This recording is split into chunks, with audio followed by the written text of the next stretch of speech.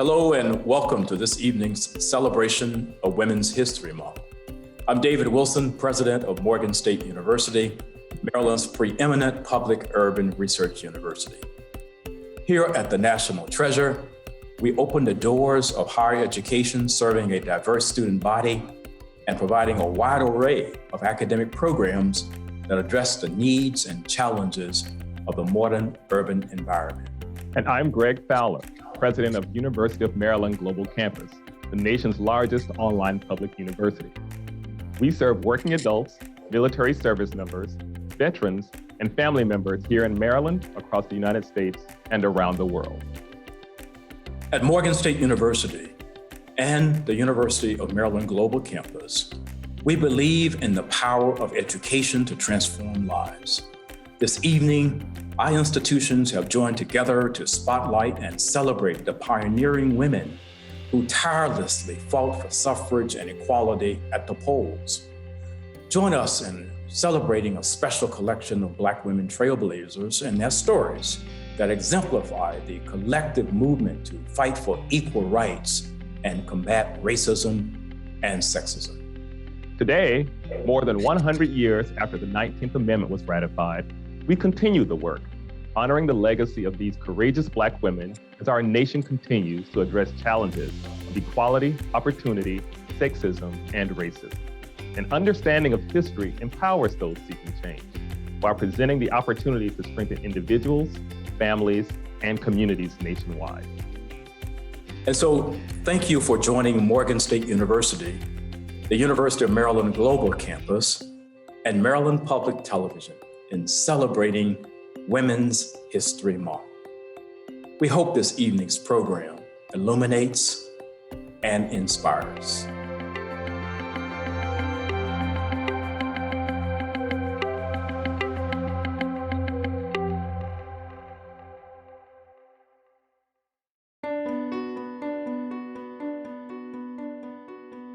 I brought my mother to vote at the Southside Homes Community Center, only to have been told after 60 years of voting that she had been purged from the system. Even as the coronavirus raises new questions about the safety of voting, some Black Americans say they are encountering obstacles that remind them of the past. I cannot come to grips with it, that my mother, my own mother, cannot vote after all that she's been through. She came through the civil rights era. She said, I have gone through many years where I could not vote. I want to vote, Cynthia.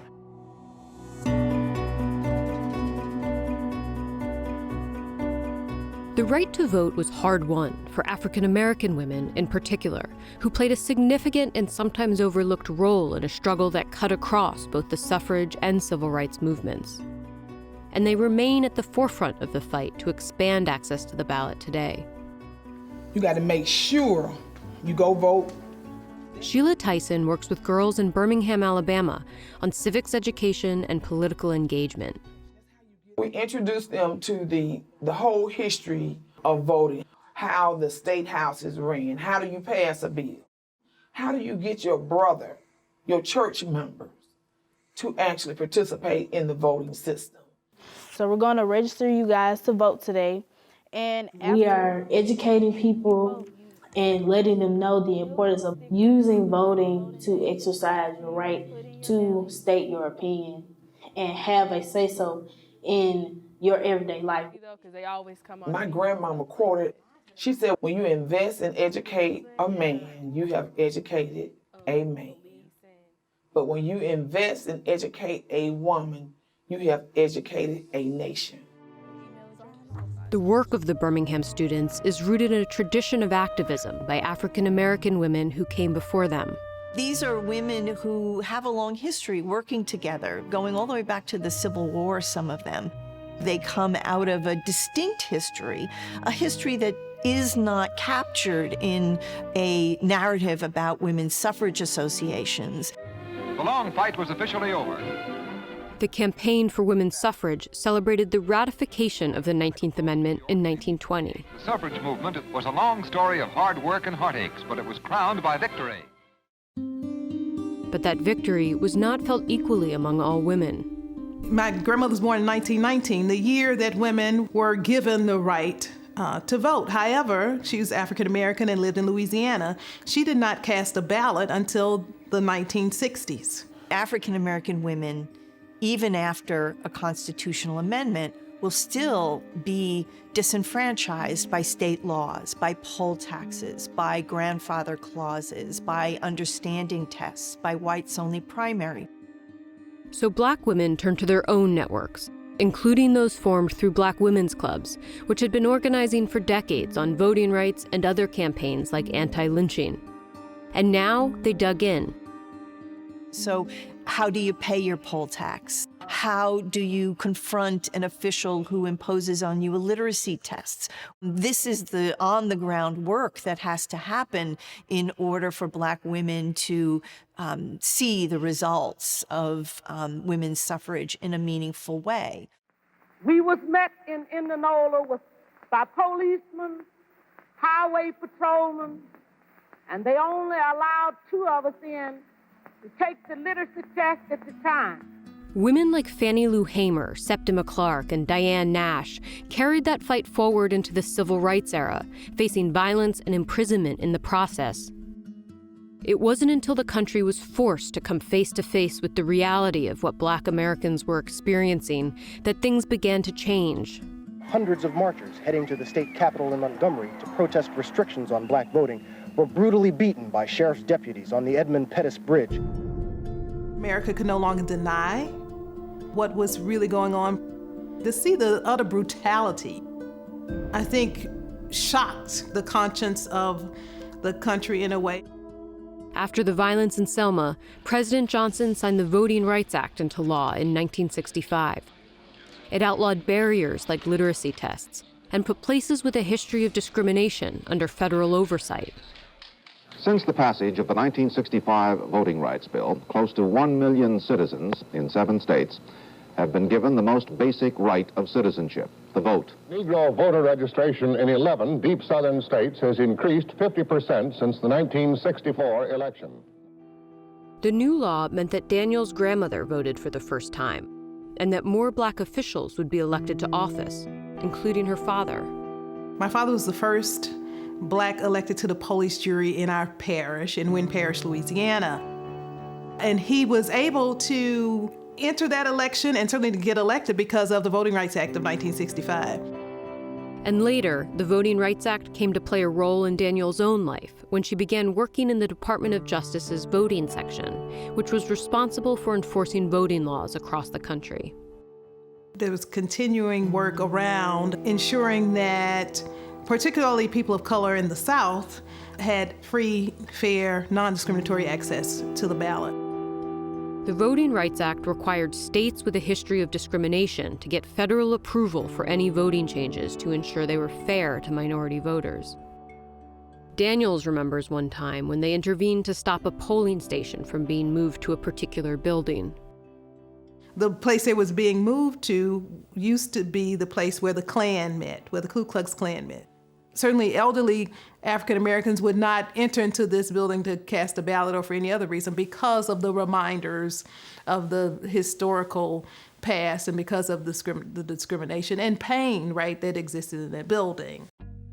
But nearly 50 years after the Voting Rights Act was passed, Shelby County, Alabama says the law has outlived its time. A Supreme Court decision undercut a crucial section of the act, effectively freeing states from that federal oversight.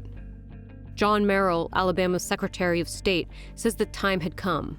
The days that we have had in the past in Alabama and other states in the Union where people have attempted to take advantage of individuals by making it more difficult for them to participate in the process are long gone.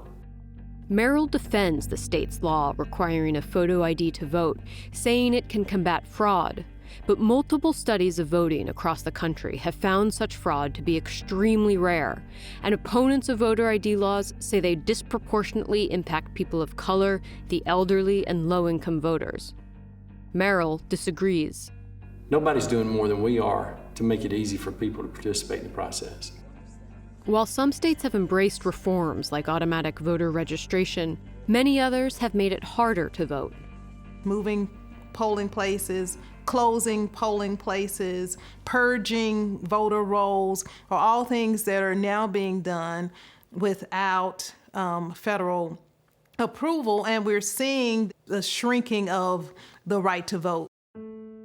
Now, with the coronavirus making the safety of polling places an issue, there's a new push to expand the right to vote by mail, but that's being fought by conservative groups. State and federal officials now rethinking how to hold an election during an outbreak. COVID-19 is exposing fault lines that already existed in many areas of the country in regards to inequities that exist. The fight to vote has always been about power. Who has it and who can get it. Meanwhile, Black women have shown a powerful commitment to voting over the years, and they've emerged as a formidable force in elections. And it's all about making people aware of what's going on in their community. They want to vote, but when you lose all hope and you don't feel like your vote counts, you got to make people understand. You can control what actually goes on in your community. In March, thousands gathered in Selma at the Edmund Pettus Bridge to commemorate the 55th anniversary of Bloody Sunday. Sheila Tyson brought young women from her student group to be there for the event. They plan to keep registering voters and getting people to vote ahead of the election. Black women, we are strong and we are hard workers. And it's worth the fight. It's worth the work that we have to put in to make sure that everyone have an equal right to vote.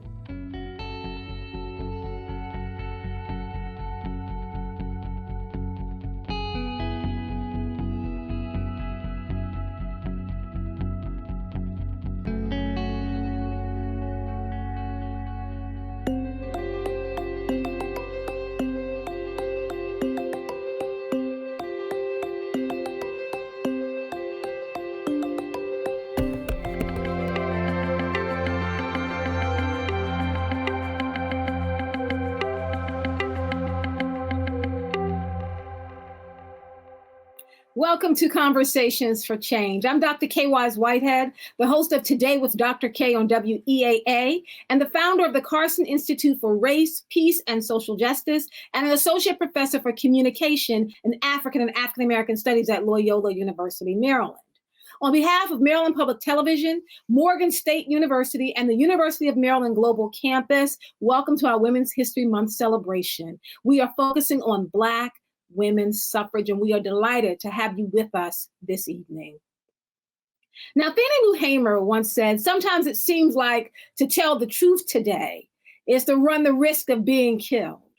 But if I fall, I'll fall 5 feet 4 inches forward in the fight for freedom because I'm not backing off. Her fight for freedom was discussed during that short clip that you just saw. Now, it's important to note that Black women have long been at the forefront of the right to vote. Today, 101 years after the passage of the 19th Amendment, which prohibited the states and the federal government from denying the right to vote to citizens of the United States on the basis of sex, really allowed white women free and unrestricted access to the ballot. It's 56 years after the Voting Rights Act of 1965. But no matter how we look at it, their fight, our fight, continues today. Now let's be clear, the 19th Amendment did not guarantee any woman the vote. Instead, laws reserving the ballot for men became unconstitutional. Women, Black women in particularly, Asian American women in particularly, Hispanic women in particularly, still had to fight through a web of state laws designed to keep them from the ballot, including restrictions based upon age and citizenship and residency and race. Race was a factor. One historian in particular whose work illuminates many of the issues that Black women had to go through to get access to the ballot is Dr. Rosalind Terboy Penn, who in 1969 began teaching at Morgan State University. She developed the first PhD program for history students. Now, Dr. Terboy Penn brought to light the phenomenal efforts of Black women to secure the vote for women in the United States. Let's take a moment to listen to this clip about Dr. Rosalind Terboy Penn. Dr. Terboy Penn was a forerunner. She was brilliant, she was bright, she was amazing. She was also very kind and considerate. Unrelenting. She was everything Black. And that's why she was thrilled to be teaching at a historically Black college. I think had she been at a predominantly white institution, they may have tried to mute her. At Morgan, again, she was legendary. She was a giant. Everyone respected her. You could have those open discussions about race and not have to worry about what anyone else is going to say or have to worry about any conflict. Dr. Penn made African-American women's history a thing. It was a slow and gradual process of taking history back from others. She helped to train up the next generation of scholars who focus on Black women's history, who understand why it's important for us to be the keepers of our story. There's an art form to writing good history that grabs your attention. And Dr. Penn was the first person, I think, who really began to open up that doorway to me. Dr. Penn would sometimes bring in a primary source document. She would discuss the document within a broader context, and that made it come alive. She would be so glad to see that the baton has been passed on to a generation who are more than ready to carry it across the finish line. Her footprint is literally across the globe. I would challenge you to go to anybody's college or university campus, and there isn't someone that in some way, shape, or form has been either touched directly or indirectly by Dr. Penn's life, her work, or her classroom. I just find it really hard to find someone who knew her who was not influenced in a positive way by having her in their lives. I'm trying to compose myself so I don't go into tears. Dr. Terboy Penn inspired me to stand in a space that's typically filled with white men and say, I belong here. My work is important, and the history of Black women is just as, if not more, important than the histories that are typically told. Dr. Penn inspired me to give voice to the voiceless thousands of Black women who have existed, and their stories have gone yet untold. She lived life without regret, made no apologies for who she was or what she was pursuing. She was her story in motion.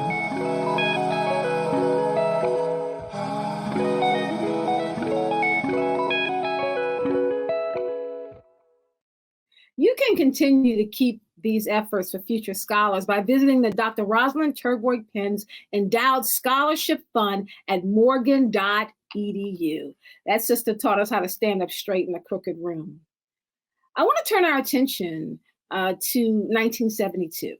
Just go back with you for just a moment. Now, Shirley Chisholm became the first Black major party candidate to run for president of the United States of America. Shirley Chisholm, who talked about bring your own chair when they tell you there's no room for you at the table. In the 1972 U.S. presidential election, she became the first woman to ever run for the Democratic Party's presidential nomination. It was a powerful moment for Black women. It was a powerful moment for women. Let's take a look at Dr. Sister Shirley Chisholm.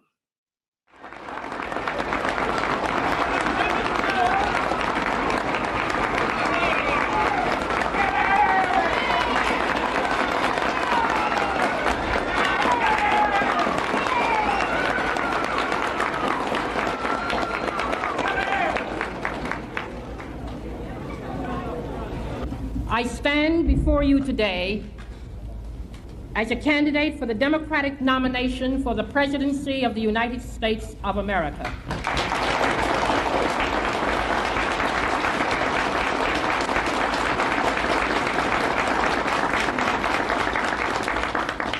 I am not the candidate of Black America although I am black and proud. I am not the candidate of the women's movement of this country, although I am a woman, and I'm equally proud of that. I am not the candidate of any political bosses or fat cats or special interests. I stand here now without endorsements from many big-name politicians or celebrities or any other kind of prop. I do not intend to offer to you the tired and glib cliches which for too long have been an accepted part of our political life. I am the candidate of the people of America.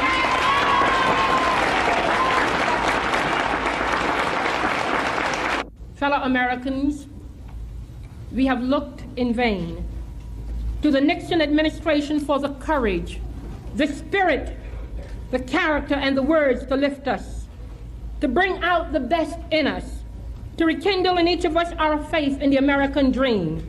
Yet all that we have received in return is just another smooth exercise in political manipulation, deceit and deception, callousness and indifference to our individual problems, and the disgusting playing of divisive politics, pitting the young against the old, labor against management, North against South, black against white. Sister Shirley Chisholm, it's interesting, that was 1972. Now, to put that in context, that was the first year that Joe Biden entered the Senate and Kamala Harris was in second grade. History is not the past. It is the present. I want to introduce our panelists, and I want to invite you to put your questions into the chat so we can have this conversation. Joining me tonight is Dr. Toya Corbett, an Assistant Vice President for Student Affairs at the University of North Carolina System, a graduate of Morgan State University, and the author of the Morgan State University Women, the First 60 Years, 1934 to 1994. We're also joined by Professor Gloria Brown Marshall. She is a professor of constitutional law at John Jay College of Criminal Justice and the author of several books, including the most recent one, She Took Justice, The Black Woman Law and Power, 1619 to 1969. And Dr. Damon Freeman, the director of the History and African American Studies program at the University of Maryland Global Campus and a graduate of Morgan State University. Welcome to all of you. Thank you. Yeah, thank you. And Dr. Freeman, I'll start with you. What is the connection with Dr. Trevord Penn and the topic that we are discussing here today? Well, thank you for that question, Dr. Kaye, and thank you to the organizers for having me on this panel. I think it's important to know that when Dr. Penn began her research in the 1970s on the topic of Black women and the suffrage movement, she was moving into a field where that virtually did not exist, right? And first of all, there was not that much scholarship on Black women. We're still talking about the early to mid 1970s at that point. And there wasn't all that much scholarship either on the mainstream women's suffrage movement itself. And so to ask those questions about what is the role of Black women, her work was path-breaking. For most people who thought about the suffrage movement, they didn't consider the Black women to be involved in the suffrage movement at all. They were invisible. And as far as the relationship with Black men, with the exception of Frederick Douglass, most people thought that Black men were opposed to suffrage for women. So her work was really path-breaking at the time, and I think that's important for us to keep in mind. Now, Dr. Corbett, I'll come to you because Dr. Freeman just mentioned Frederick Douglass, and I immediately thought about when Frederick Douglass stood up and said, "I'm a woman's rights man." Can you make the connection for us about the impact of Dr. Trevord Penn's work on the Black women's suffrage movement? How did the two connect with each other? Absolutely. First, I want to thank you all for the invitation for this panel. You know, as a former student of Dr. Penn, we learned all about, you know, her research, which on this topic started when she was at graduate school at Howard University in Washington, D.C. And, She began to do a little research, and as Dr. Freeman said, she didn't find a lot. But in her mind, she knew that Black women were involved, but because Black women were written out of history, it was hard to find documentation.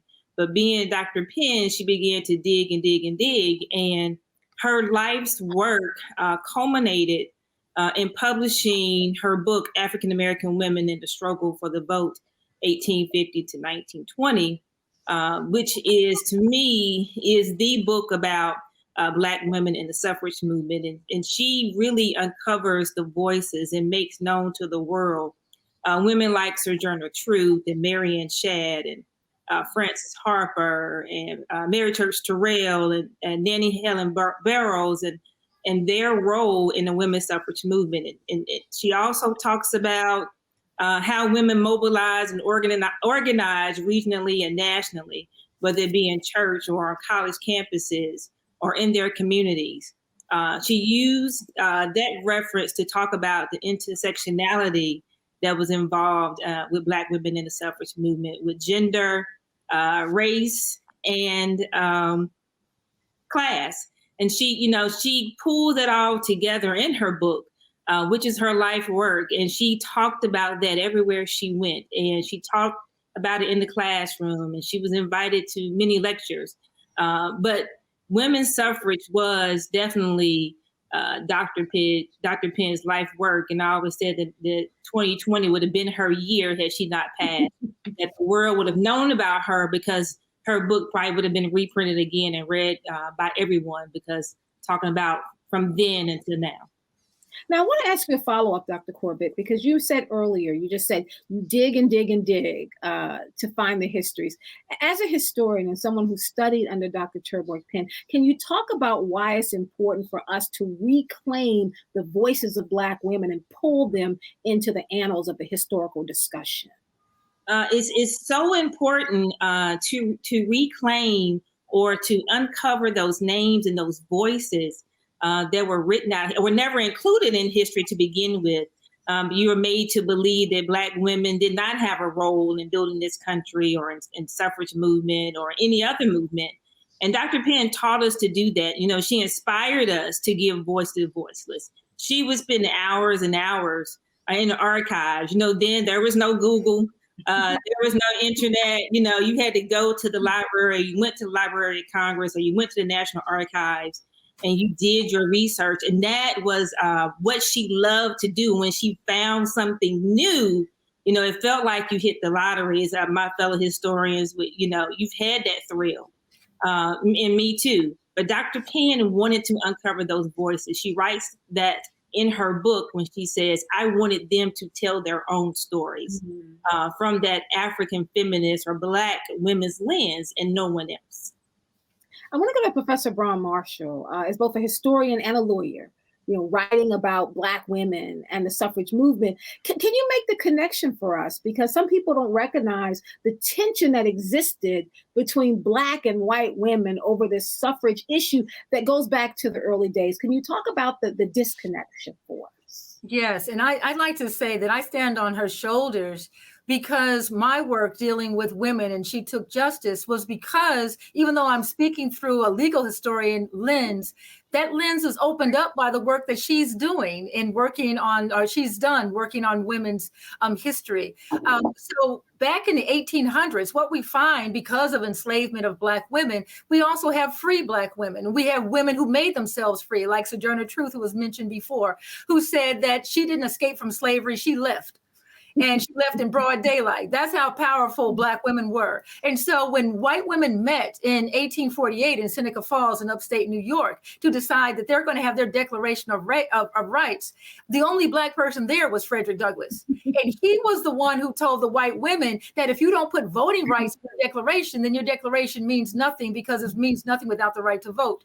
However, where were the Black women? I have to ask myself, Fred, where was your wife? That Black woman at the time. So my question question then becomes, as we go forward, these white women who want equal rights to men and the right to vote do not want Black women to be in their organizations. So what do? Black women do what we've always done. We go out and make our own. And so we created our own suffragist organizations for fighting for the right for the vote. But then Black men gained the right to vote in 1870 with the 15th Amendment. And Frederick Douglass, who was a friend of Frances Willard and a friend of this white women's movement, said Black men deserve the right to vote before white women. Well, women like Frances Willard and others said they would rather cut off their right arm than have Black men gain the right to vote before white women gained it. And then you see these horrific things like Alice Paul and other white suffragettes were saying about Black men that they would, attack. And then white women wanted to connect with the Southern white women in this political action. And they said they're going to continue the lie that Ida B. Wells Barnett, another suffragette, revealed, that it was not the attacks on white women that caused lynching. It was competition. It was jealousy. It was putting Black people back in their place through these horrific murders. And so lynching, the racism, the same classism that was in effect before was in effect during this movement up to 1920 between Black women and white women. But as we always do, we started our own, from Sojourner Truth to Ida B. Wells Barnett and all the women in between. And that tension lasts to this day, because even in the feminist movement, there's still the tension where white women believe that they should run the programs and everyone else of color who are women should follow. Thank you. I just want to take that to Dr. Freeman, because to follow up on what Professor Brown Marshall kind of spelled out in bringing up that Susan B. Anthony quote about, I'd rather cut off my right arm than demand the ballot for Black men rather than for women. Can you just illuminate for us, Dr. Freeman, that tension that existed then, and in some ways it even exists today? Can you connect both of the past to the present? Yes, well, Dr. Brown Marshall already has gone over quite a bit of this, but one thing I think that can be added to that is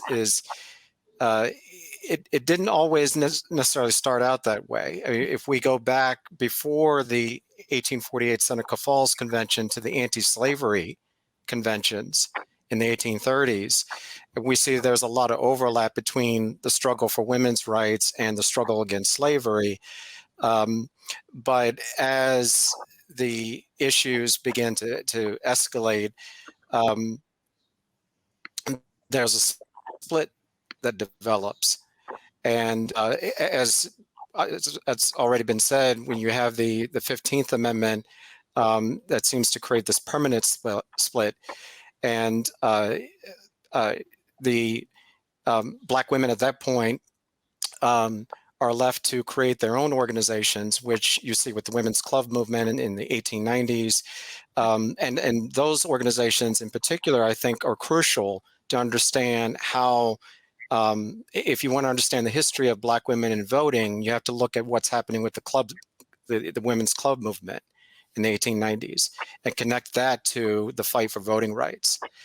So it is taking a different route than what you see with the mainstream women's movement, but it's at the same time it's a route that's also overlaid with issues about economic independence, concerns about lynching, and so forth. So there's that needs to be taken into consideration as well.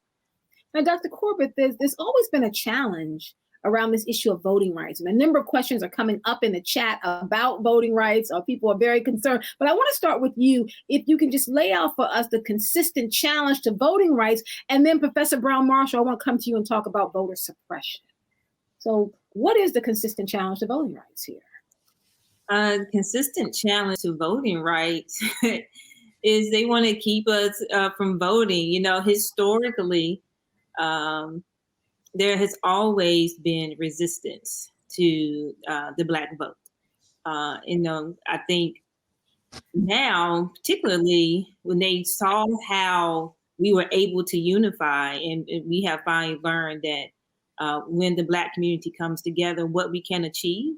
And now they are very fearful. I would say they, maybe the Republican Party, are those who are against the Black community moving forward. The challenge to voting rights is to disenfranchise us again, which, you know, is kind of becoming full circle from the 1800s until now.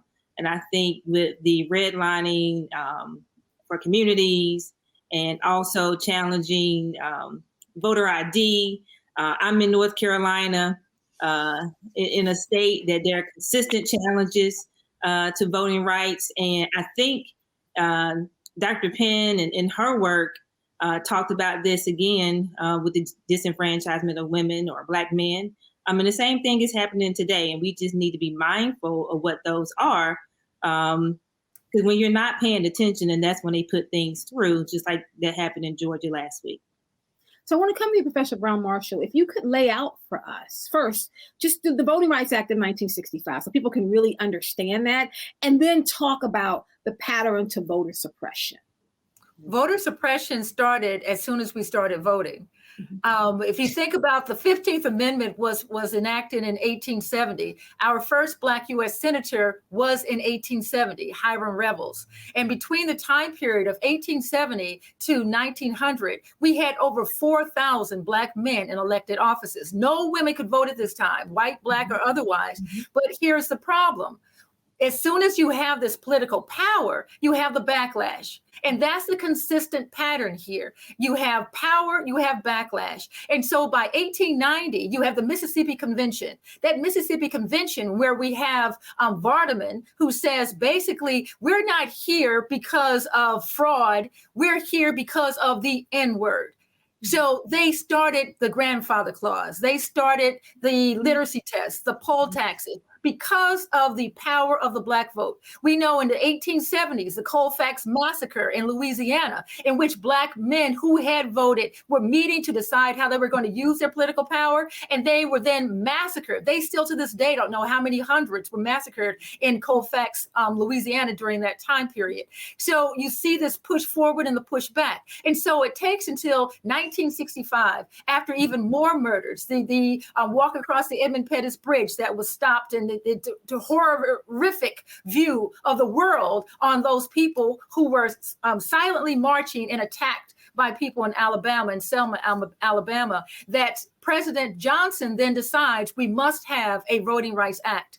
And so this 1965 Voting Rights Act not only speaks to the protection of the vote for people of color, especially African Americans, but also the jurisdictions in which you have this terrorism around the vote, such as Georgia, Alabama, et cetera. And so there's a provision in it. That's the most important provision that this nation has seen in civil rights. That means that any jurisdiction that wants to change its voting rights laws has to have it approved by the federal government, by either a 3-judge federal court or the Attorney General. So this means that they cannot change anything when it comes to voting rights if they find it's going to be discriminatory, and that has to be determined by the federal government. This gives rise to the Congressional Black Caucus, which then gives rise, of course, to where we are now with a Black and Asian vice president. But without that provision in the Voting Rights Act, which was gutted in 2013, June, I was in the U.S. Supreme Court when it happened, and devastated the protections that we had that were crucial to protecting our right to vote. And so that Voting Rights Act was necessary for us to expand our right to vote and for politicians to get in office for us to vote for whom we wanted to vote. And it didn't mean that we didn't have U.S. Supreme Court cases, dozens of them, but we had that core protection that has now been taken away, and we're seeing the result of it to this day. And so, Dr. Damon, then can you connect it? Because in talking about what Professor Brown Marshall just laid out and the ways in which sections of the Voting Rights Act has been gutted, the ways in which they're talking about the Voting Rights Act again in Section 2 in the Supreme Court now, and then with Georgia with the passage of SB 202. Can you talk about the further erosion of the protection of our voting rights that we see happening now and what we can do about it? That was me. I'm sorry. Yes, Dr. Damon, if you could. Okay. Yes. Sorry about that. Yes.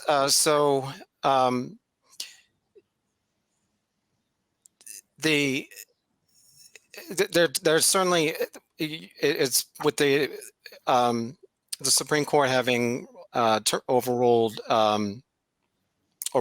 Section 2 unconstitutional of the Voting Rights Act.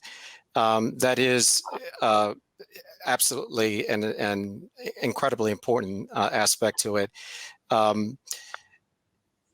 The thing that I think also that's important for us to keep in mind is how even though people have been pushing all along for voting rights, that all of these things are operating in a continuum.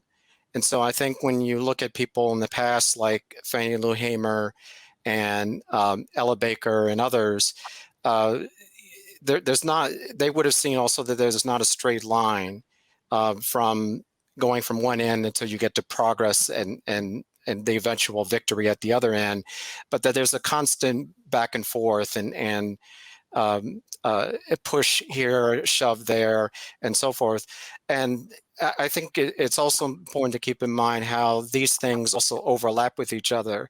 So, for example, the struggle to gain union rights at the Amazon plant in Bessemer, Alabama, I wonder if that is connected to the political organizing that happened over the last couple of years to get Doug Jones elected, for example, to the U.S. Senate in Alabama, since so much of that depended on what Black women were doing.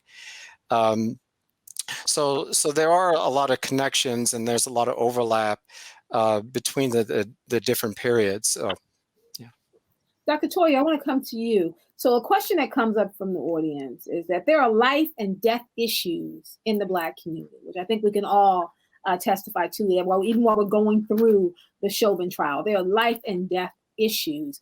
And if voting, according to this person here, voting solves none of these problems, then what of the vote? The question around why do we vote, with Professor Brown Marshall, I'm going to come to you to answer that one as well. What of the vote? You know, Dr. Kaye, as someone in higher education, I would hear that a lot from students because they, in their mind, they are of a generation that has not, I think until last year, had really, seen a struggle of our community or went through any type of movement until the Black Lives Matter movement, so to say.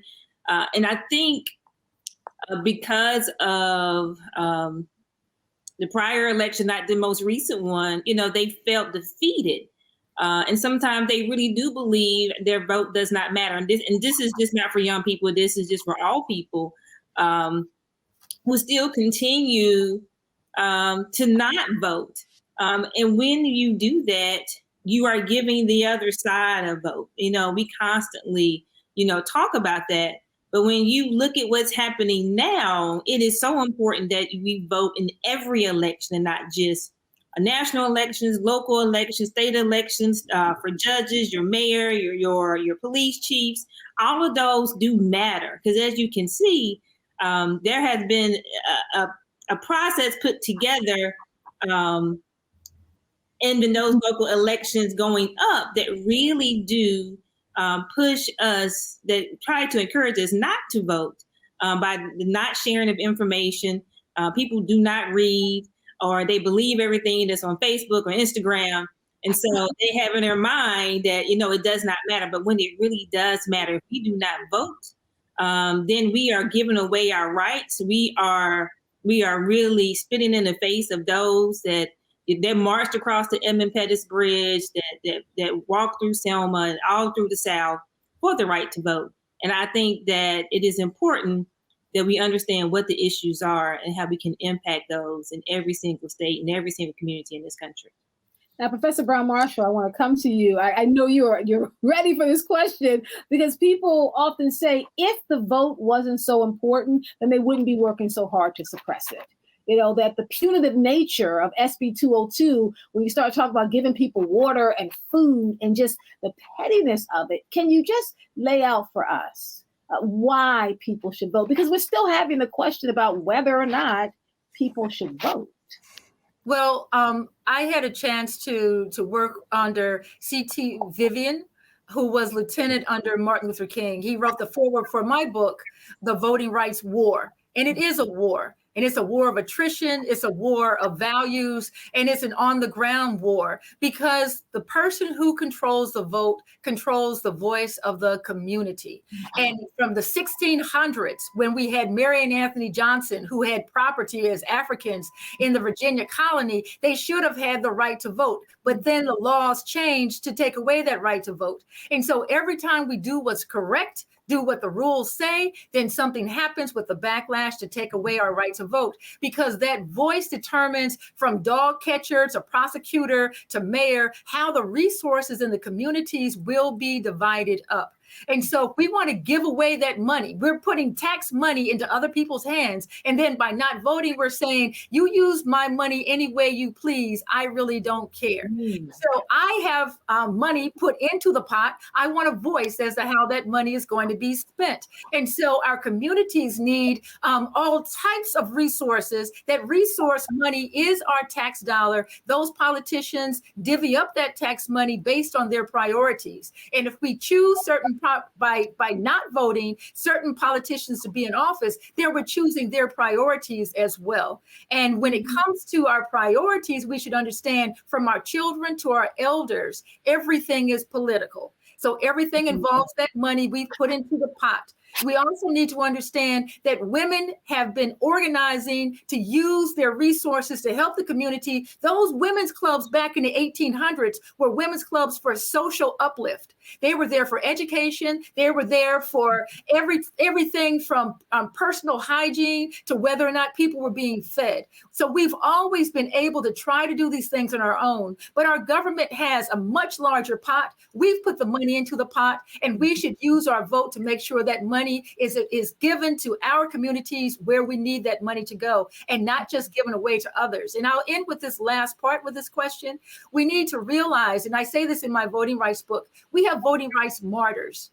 We have people who were murdered just for registering to vote, who, just like Fannie Lou Hamer, was beaten in jail and her life shortened because she was trying to get people to realize they had the right to vote. We need to understand that this vote came with blood, sweat, and tears, and it continues to do so to this very moment. And we need to not have this sense of voting is supposed to be some spiritual movement. You go into the voting booth and you're supposed to see Jesus. What you're supposed to do is your civic duty as a citizen. Realize that being a voter is part of life in any country, and it's our civic obligation and obligation to our communities. Now I'm laughing because my Nana felt like she saw Jesus when she was voting for Obama. So I'm just saying, some people can't have it every time, though. Yeah, not every time. So Dr. Damon, I know you wanted to respond to that. If you could, and then I want you to make a connection once you respond to that for me.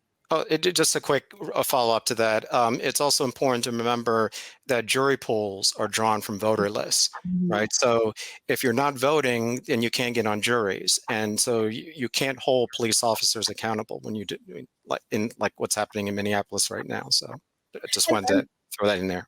Well, that's what I really wanted you to illuminate on, because there's some people, Dr. Damon, who take the exact same thing that Professor Brown Marshall just said, but they turn and say, you know what, my ancestors died, so I can choose whether I want to participate. Not just so I can vote, but I can make the choice. Can you talk about how, with the last election in particular, with 74 million people voting for Donald Trump, and what that says about our country, why it's even more important, not just to say, well, I have the right to choose, but part of the choice is getting in the booth, even if you see Jesus or not, like Professor Brown said. Right. Well, it is important. And I think we've I don't think there's anything more that I can say that to really add to the great comments that have already been said, but it is crucial in order to protect the rights that you have as a citizen, in order to decide what monies go where, in order to serve on juries. All of those things are critical in order to create a community. And if you're not doing if you're not voting, then you're essentially giving over power of your life to someone else, the power in your community to someone else. And we certainly, one of the things that we see When you look going back to 1870 all the way to the present, there's a long history of Black women in particular fighting for control over their communities, fighting for control over the right to vote. But I do think it should be made a bigger deal. Like, I'm thinking really about what Professor Brown Marshall did. I think that point about it not being a spiritual situation when you go into the ballot, I'm just wondering, Dr. Toya, if we made it a bigger deal when young people turn 18 and they can register to vote. It's kind of like when you go get baptized, people are clapping in the audience, you feel like the heavens are opening up. That if we made it a bigger deal for the next generation to help them to understand that there's never a more important time when you are an active citizen than when you step in to determine the direction of this country. Do you think that will then help young people get on fire about voting, even if your candidate wins or loses, is part of being a bigger part of the process itself? You know, Dr. Kaye, I think it's already a big deal. It does come from parents or guardians to teach their children, the importance of voting, or to hear from grandparents or aunts and uncles. I think it is a big deal. I remember voting, and I'm one, I don't early vote. I go on election day because of the thrill of voting then. And I'm the one that's standing in line when they open at 6:30. And I remember young people walking in and they're saying, first time voter, and everybody stopping and clapping, and then I just thought, that was amazing. And we all wear our stickers, every day, I wore mine for a few days. I think what will help for them to understand is by turning on the TV, watching this trial that's happening, or, watching CNN and seeing other young Black men being killed. I think is understanding how it hurts your bank account when you don't vote. It impacts you in every kind of way. And I think that's what needs to be shared. That's the big deal that needs to be really drilled into young people and why it's important to vote. Now, before we wrap this segment, I want to first ask a question to everyone, the same question, because it came from the audience. And someone wanted to know, what advice would you give to young women interested in becoming historians? What issue areas are ripe for the next generation to explore? So it's kind of a two-part, and you can decide which question you want to answer. But I think it uniquely drives home why it's important that we are centering the legacy of Dr. Rosalind Terborg Penn, a Black woman who trained other Black women in study, not just Black women only, but I want to note that she was definitely someone who took a look at my dissertation and told me very clearly what was wrong with it. And then the one paragraph I got right.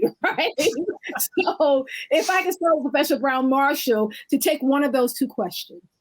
I think that as a legal historian, it was very exciting for me, starting as a civil rights attorney, going into the academy, and now a full professor, to actually say, I want to take the law and look at how the law was used. And what I find is the adventure of it. As was pointed out, I do primary research. I go to the Library of Congress and to the archives. And I also look at legal cases, because Supreme Court cases are American history.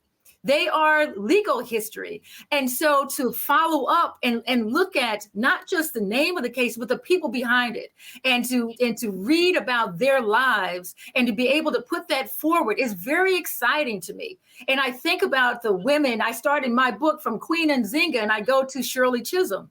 So I'm looking at these women's lives and I'm figuring out how their world was at that time based on the primary information that's available. So I say to be an historian is to have an exciting insight into another world, another time, the lives of other people who have lived, and the power of their lives, that they are so interesting that you still want to tell their story 100 or so years later.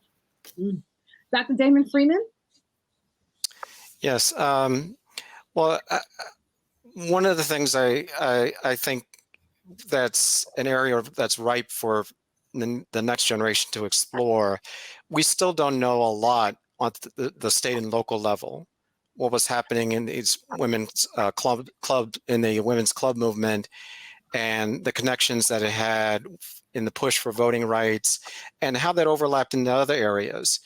So, for example, it overlapped into the anti-lynching movement, how it overlapped in the push for economic independence. There's a lot more that we need to learn that we don't know. And so I would say look for those stories. They're there. It's going to take a whole lot of digging, just like Dr. Penn did a whole lot of digging almost 50 years ago now, and taught us to do a whole lot of digging as well. But that's what I would say, that look for those local stories. And Dr. Toya Corbett. You know, as a student, I call myself a child of Dr. Rosalind Turberg Penn, who, you know, taught us to give voice to the voiceless. And for a young woman aspiring to be a historian, I would say do it. Follow your passion, because that's what I did. I quit my job and went to graduate school just to study under Dr. Penn. I followed my passion, and I found my own voice by uncovering the voice of those women in the archives or in the library. And I would say, look at your local history. You know, I have a desire to write the history of African Americans from the county that I grew up in, that no one has yet, you know, really done anything about. Look at your family history, your genealogy. That will probably motivate you as well. Look for those stories of your family members that your grandmother told you about that no one ever wrote down. Those are things that I think will inspire you and ignite you to keep digging and look for more stories and uncover those voices of our voiceless people. And I'll add to that, as a historian, what I was told by Dr. Deborah Newman Ham from Morgan State University. She said, if you don't tell our history, if you don't tell your history, someone else will, and they'll probably get it wrong. So you want to make sure if the right story gets out there, you should be the one to tell it. I want to thank you so much for joining us thus far. Dr. Toya Corbett is an Assistant Vice President for Student Affairs at the University of North Carolina System.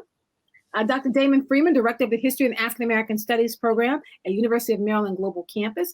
And finally, Professor Gloria Brown Marshall, Professor of Constitutional Law at John Jay College of Criminal Justice and the author of several books, including her most recent, She Took Justice, The Black Woman, Law and Power, 1619 to 1969. Thank you to all of you.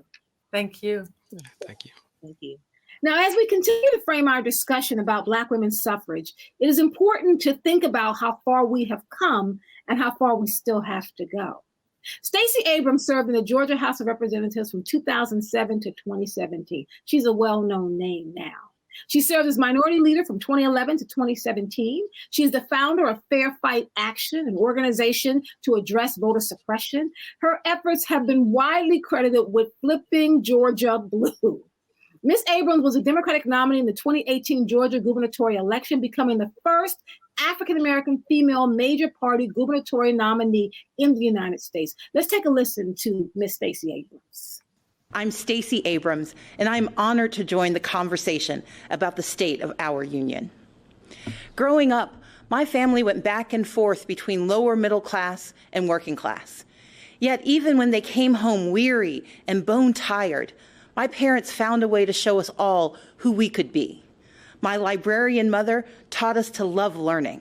My father, a shipyard worker, put in overtime and extra shifts, and they made sure we volunteered to help others. Later, they both became United Methodist ministers, an expression of the faith that guides us. These were our family values: faith, service, education, and responsibility.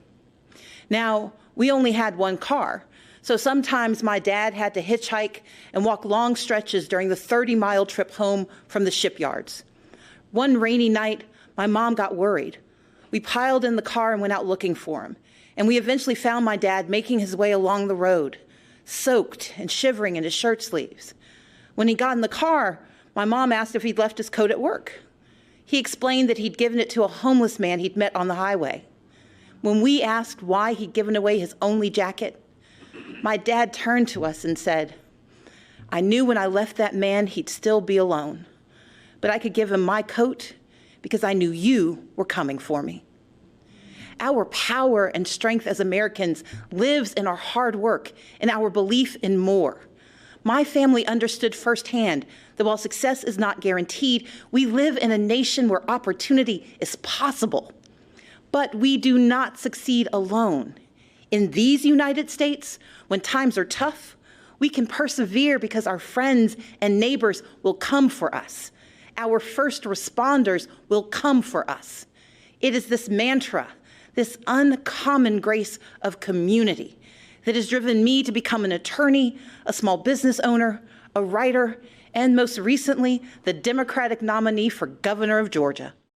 Welcome back. I'm Dr. Kaye Whitehead, the host of Today with Dr. Kaye on WEAA and the founder of the Karson Institute for Race, Peace, and Social Justice. On behalf of Maryland Public Television, Morgan State University, and the University of Maryland Global Campus, welcome back to our Conversations for Change, focusing on Black women's suffrage. I'm joined now, back again, by Dr. Toya Corbett, an Assistant Vice President for Student Affairs at the University of North Carolina System, a graduate of Morgan State University, and the author of Morgan State University Women, The First 60 Years, 1934 to 1994. Dr. Damon Freeman, the Director of the History and African American Studies program at the University of Maryland Global Campus, and he's also a graduate of Morgan State University. And we're joined by Congresswoman Donna Edwards, a former U.S. Representative of Maryland's 4th Congressional District from 2008 to 2017. Welcome to all of you. Thank you. Okay. Congresswoman Edwards, let me start with you. Can you help us to connect the historical fight for Black women to get the ballot to what is happening today? Well, first of all, it's great to be with you, and I'm so inspired and learned so much in the earlier discussion. But I think that the connective tissue is that the fight for Black women's suffrage is an ongoing struggle. It's never ended. And for me, that is the most important reminder, because otherwise we might rest on our laurels instead of recognizing, number one, that the vote continues to be under threat, but also that for Black women in particular, that so much of what needs to happen in this country is really dependent on Black women raising those issues. And we do it in some ways through the power of our vote. As a follow-up to that question, Dr. Damon Freeman, in the documentary we saw at the top of the show, there was a quote, and I'm loosely paraphrasing it, but if you educate a man, you're educating a man. If you educate a woman, you're educating a nation, you're educating a community, you're educating a family, that there's a sense that if we're looking to educate the next generation, we go through Black women and the work that they're doing. So can you talk about the work that Black women are doing on the ground today, helping to organize around getting to the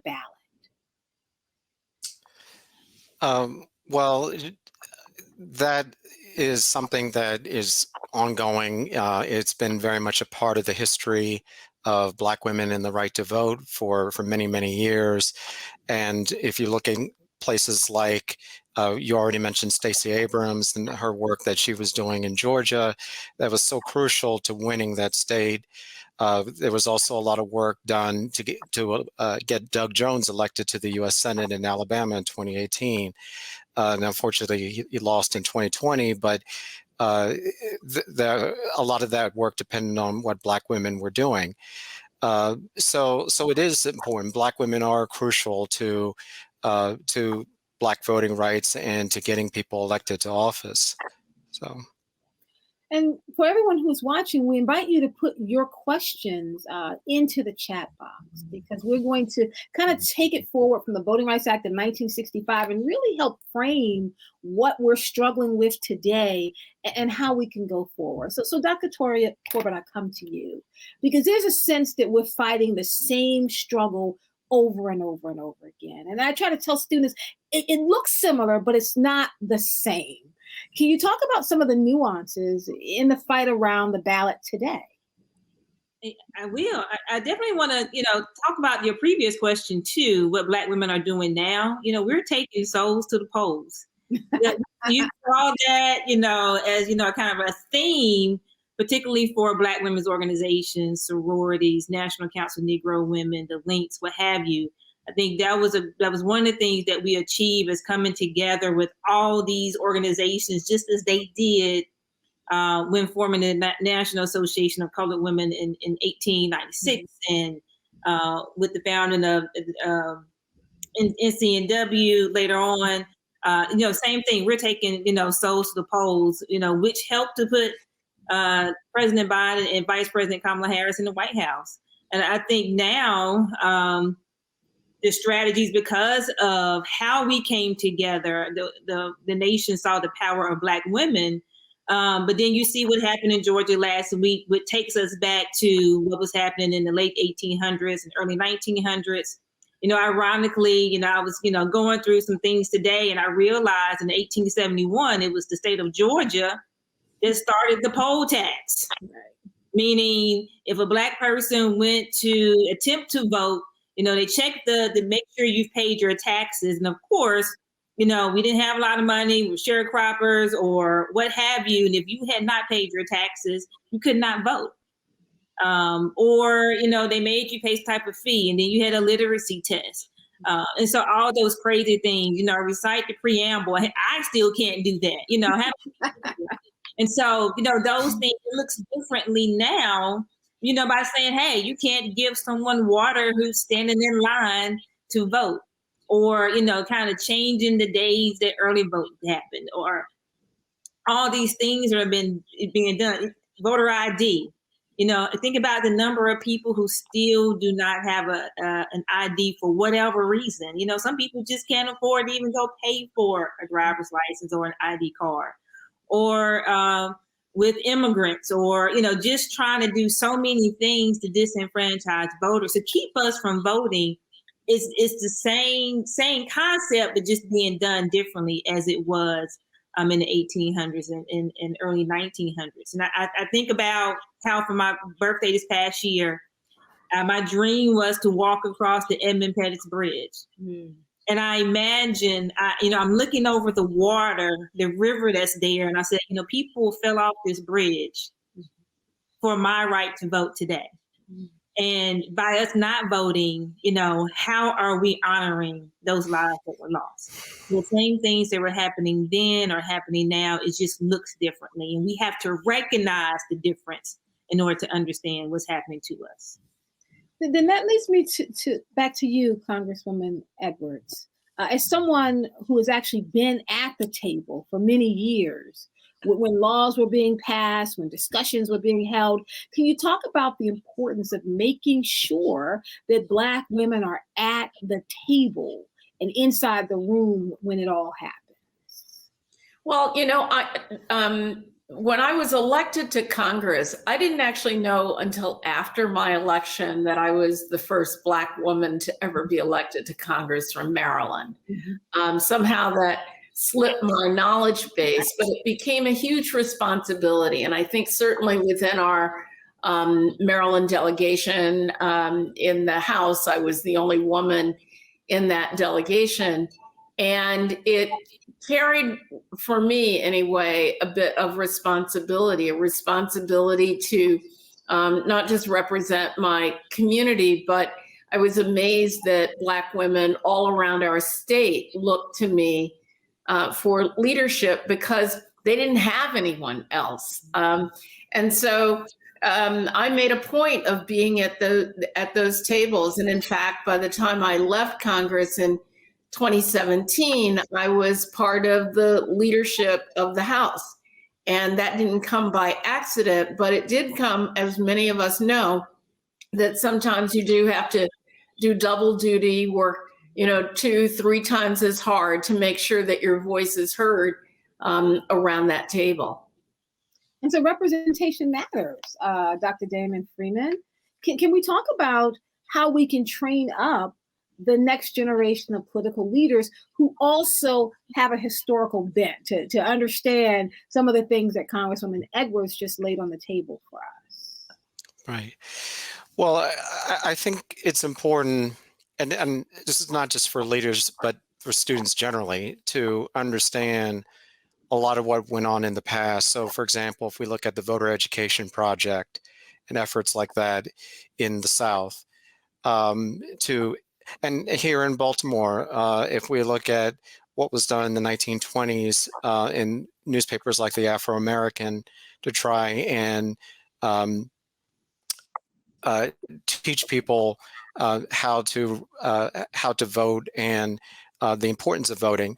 And so there's a long historical record that we can look to for examples of people who basically were involved in voter education efforts dating all the way back to the late 19th century to the present. And you can look to those examples for inspiration and to also raise questions about the things that you're fighting now.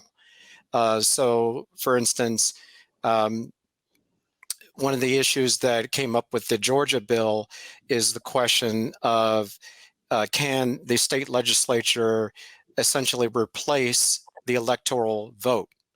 So the state legislature can simply decide to switch the votes. And so that raises a lot of, well, has this come up before?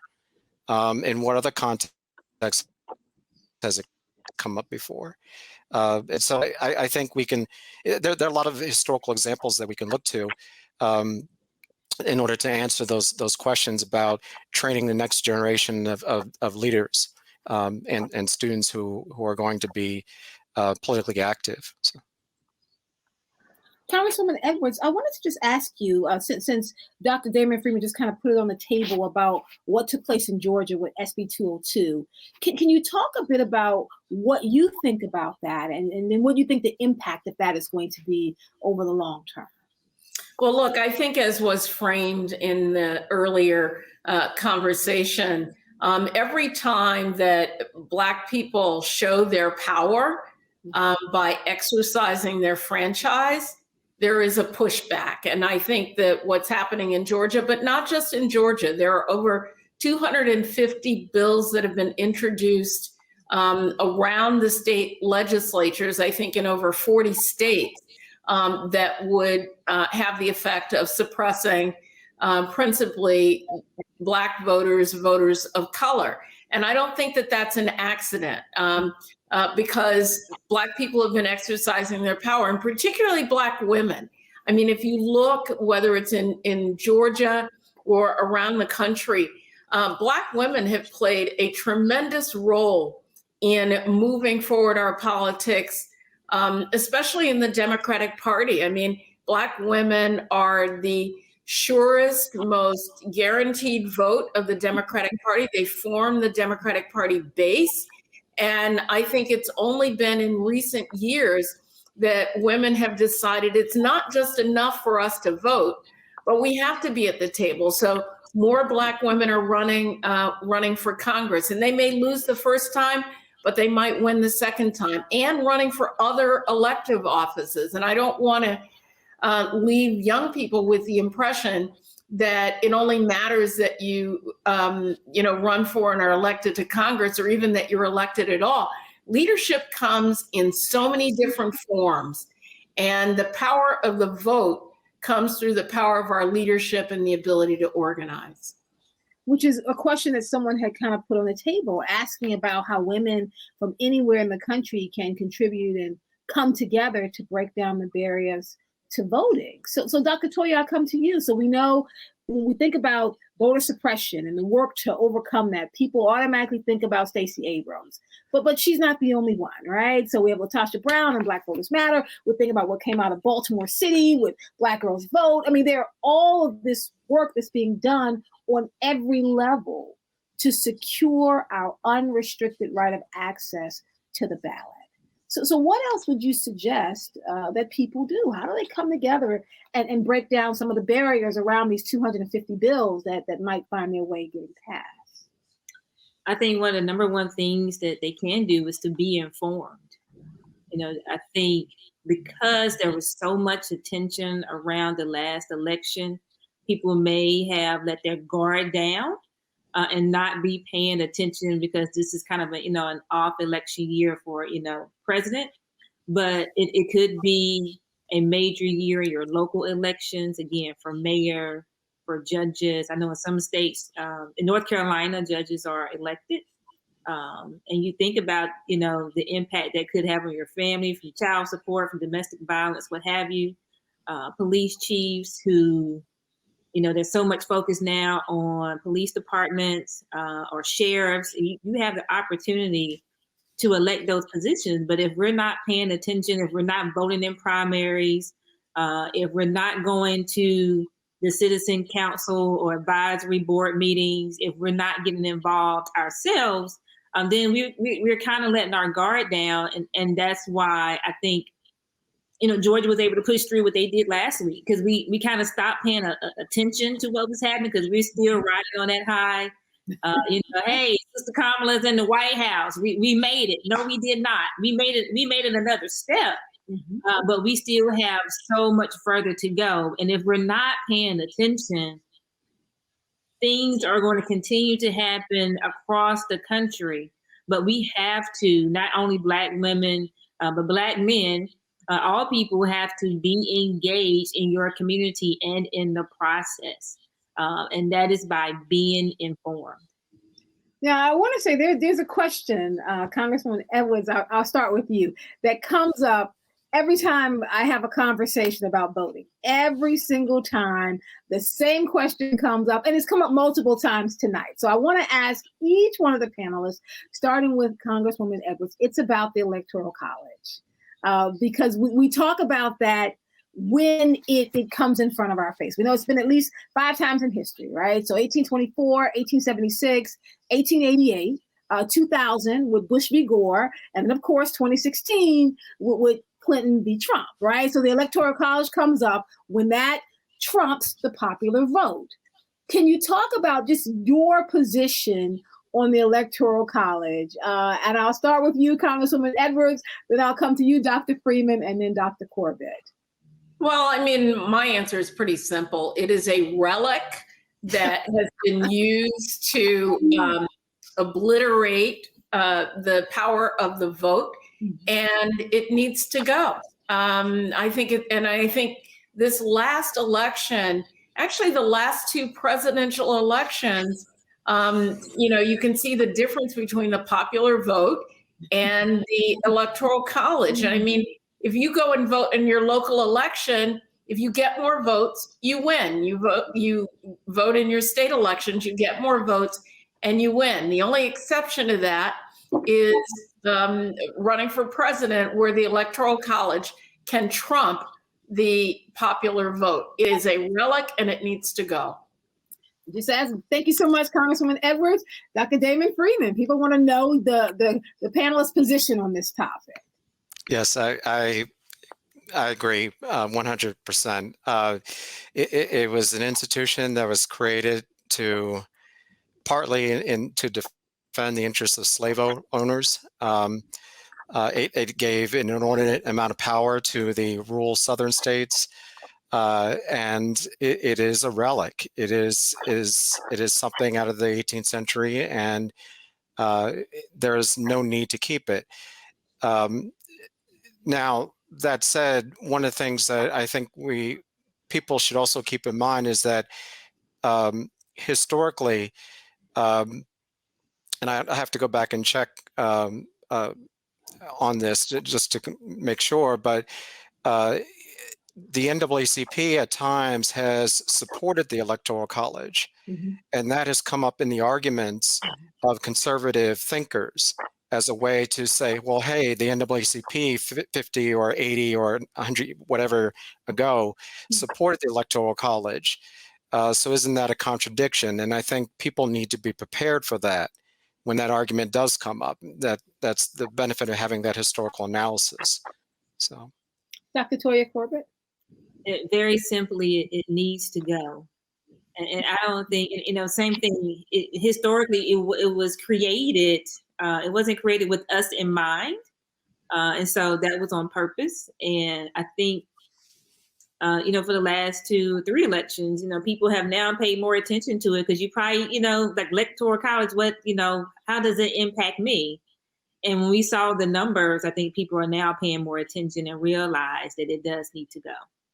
Yeah, I think people happen. Congressman Edwards, please go ahead. Let me just make a point, because I think that when you look at the way presidential campaigns are run, that it really impacts the way that candidates actually speak to voters and the voters that they speak to. Because if always the play is to win the Electoral College vote, that means that there are whole swaths of the country who never get the benefit of their voice with respect to presidential candidates. I want to put something on the table. Thank you so much, Congresswoman Edwards, just to follow up on that. In thinking about the last president, and let me tell you why I'm bringing up the name that people said we should never speak again, except during that 4-year period, people were very politically active. That it wasn't this feeling of it doesn't have anything to do with me. We've strolled to the polls. We're with Barack Obama painting the White House black. Like, people started having conversations all the time about political engagement. You had more women signing up to run for office and then people showing up to vote them in. I mean, you had 7-year-olds talking about the president and engaging in these discussions. So my concern, and I'll start with you, Congressman Evans, I'll come back to you. My concern is now that we're strolling to the polls and we're celebrating with pink and green and red and white for me and Marsha Fudge as a Delta, is there a concern that people, there you go, that people won't be as politically active when there's not as much on the line as it was with the former president? Well, I mean, it's such an interesting question, because I really do think that people do themselves a disservice by only being engaged when there is a president or a former president who was just the most outrageous. There are so many other elective offices that have a direct impact on your day-to-day lives. District attorneys and prosecutors, judges, as has been mentioned before, your county executives and council members. And so I would urge anybody who's thinking, it's all over, we don't have to pay attention anymore. Remember that the rise of an autocrat happened because we weren't paying as much attention as we needed to. And we see democracies that are threatened all around the world because people are not paying attention. So it could happen again. Only next time, maybe it'll be somebody who's not quite as offensive, or somebody who, is not as direct when it comes to things like voter suppression and racism. So it could happen again. So we got to be on the lookout, and that means that you've got to exercise the power of your franchise. Dr. David Freeman, so how do we keep people engaged? Thinking about what Congressman Edwards just said, how do we keep them engaged when you're now dealing with the president, who I don't have a problem with President Joe Biden, but he's also a little bit more boring, right? It's just not like the last 4 years where the foot has been on the gas. The foot's on the brake. I mean, there are days I go by and I don't think about the president at all. And I get concerned saying this is how you ease up and you turn your attention elsewhere. How do we keep people engaged? Right. Well, I think certainly one of the efforts that has been done in the past that ought to be repeated again is voter education. I don't think we do a very good job of explaining why voting is important in schools at all levels. We don't do a very good job of explaining the basic structure of the American government. I'm not sure that people fully understand what the judicial branch does and why it's important in all these policy decisions or questions, that whether you're talking about the environment, whether you're talking about labor rights, whether you're talking about voting rights, whether you're talking about the right to sue an employer for gender discrimination. All these things are critical. And so I think we need to do a much better job as educators and as leaders to educate people on why voting is important, why it's critical. So that's what I say. No, thank you. I want to come to you, Dr. Toya Corbett. Kind of the same question, but what I was thinking about, what was this notion that, remember, you used to always hear keep hope alive. Like, you got to keep hope alive. that a lot of people feel that, okay, the hope has been situated. We've got Kamala Harris, sister from Howard, AKA, Chucks and all. Like, we have Kamala Harris in the room. And maybe it means that we don't have to fight so hard to be attuned to the agenda. How would you answer that, Dr. Corbett? The election of Kamala Harris to Vice President of the United States, that's one seat. And there are hundreds more, your state senators, your congressmen. And we have to be more mindful of those elections soon. Because when you think about how now, if there's a tie, she's the tiebreaker. But think about all those people who are sitting there that you may have not voted for in a primary, again, that could have taken over, the House or the Senate. And I think with her in office, I call it the Kamala Harris effect. That more Black women have been inspired to run for office because of her. I think more young people will get engaged politically because of her. And just the movement that grew out of last spring and last summer has also inspired more young people to, again, pay more attention to understand the political process. But understanding that vice president role is one seat, it's one vote. It's a powerful seat, but we need more powerful Black women and men occupying more seats.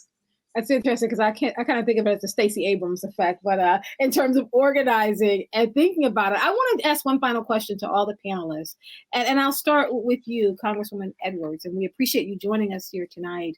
But if you could just lay out maybe 2 to 3 very quickly, just 2 to 3 issues that you would want the Biden-Harris administration, even with just one seat, the powerful position, 2 to 3 issues that you would want them to address that we really have to focus on over the next 4 years. And I'll go to you, Congressman Edwards, and then I'll come to you, Dr. Freeman. Well, look, I think that the new administration starting out has identified equity, and particularly race equity, as kind of a hallmark of their administration. I want to see how that works in practice. Equity in housing, in labor, equity in the financial services sector, all throughout the government. And I think that if he can achieve that, then that will have much more long-term effect for so many Black families. And so I guess I'm looking to see how that happens. And I'm looking to see how the Congress, and particularly the tri-caucuses, the Black Caucus, Hispanic Caucus, the AAPI caucus, push back on the administration to make sure that they live up to their promises. Dr. Damon Freeman, I'll hear from you, sir. Yeah, you said, I'm sorry, you kind of froze. 2 or 3 issues that... Yeah, very quickly, 2 to 3 issues that you think that they should focus on over the next 4 years. I would second Congresswoman Edwards that equity, I think, is critical. I think we need to do a lot more in terms of looking at the equity question and focusing, laser focus really on addressing equity issues. I would also say I think issues of climate justice are critical here, since issues with the climate tend to impact people of color disproportionately compared to majority white populations. And so I would say at least those 2 things I think should be higher on the agenda. Thank you. And then Dr. Toya Corbett for the last points. I'm going to add, in terms of equity, pay equity. Pay equity between gender, affordable housing, particularly in large urban cities where just a 1-bedroom apartment, someone can afford that with minimum wage, but affordable housing and more funding for historically Black colleges and universities. Of course, a historic case was I don't know if I want to use the word won for HBCUs in Maryland, but my godson texted me that day and said, "Is it still enough?" And I said, "That's the question that I asked." So more funding for historically Black colleges, pay equity, and affordable housing. Thank you so much, Dr. Toya Corbin, Assistant Vice President for Student Affairs at the University of North Carolina System, a graduate of Morgan State University and the author of Morgan State University Women, the First 60 Years, 1934 to 1994. Dr. Damon Freeman, the Director of the History and African American Studies Program at the University of Maryland Global Campus, also a graduate of Morgan State University, and Congresswoman Donna Edwards, former U.S. Representative from Maryland's 4th Congressional District, 2008 to 2017. Now, as we wrap this important conversation, I am reminded of the words of April Reign. And April is the creator of the hashtag #OscarsSoWhite. But when we were voting back in November, she tweeted, "We're not voting for Biden as much as we're voting for ourselves, for the ability to redefine our future with someone in the White House who we can pressure into change." I'm thinking of civil rights activist Ella Baker, who once said, "Even if segregation is gone, we will still need to be free. We will still have to have everyone have a job. And even if we all vote, if people are still hungry, we will not be free." And finally, I'm thinking of my own Nana, who faced opposition every time she went to the polls. And she said she was not voting for herself or for my mother. She was voting for me. She said, "I'm voting for the children of my children." As we go forward, we understand that we are not fighting or voting for our freedom alone. We vote and we fight for everyone to be free. We do the work for the children of our children. On behalf of Maryland Public Television and Vice President Travis Mitchell, Managing Director Kristen Pinchak, Morgan State University and President Dr. David Wilson, and Special Assistant to the Provost, Dr. Edwin Johnson, and the University of Maryland Global Campus, President Dr. Gregory Fowler, and Director, Faculty Development Training, Don Kemp. The producers, Mallory Pinkett-Pierre and Justina Pollard, thank you for joining us for this important and timely conversation. And if you want to continue the discussion, join me Monday through Friday from 3 to 5 p.m. on WEAA 88.9 FM on Today with Dr. Kaye. Thank you so much again for joining us tonight.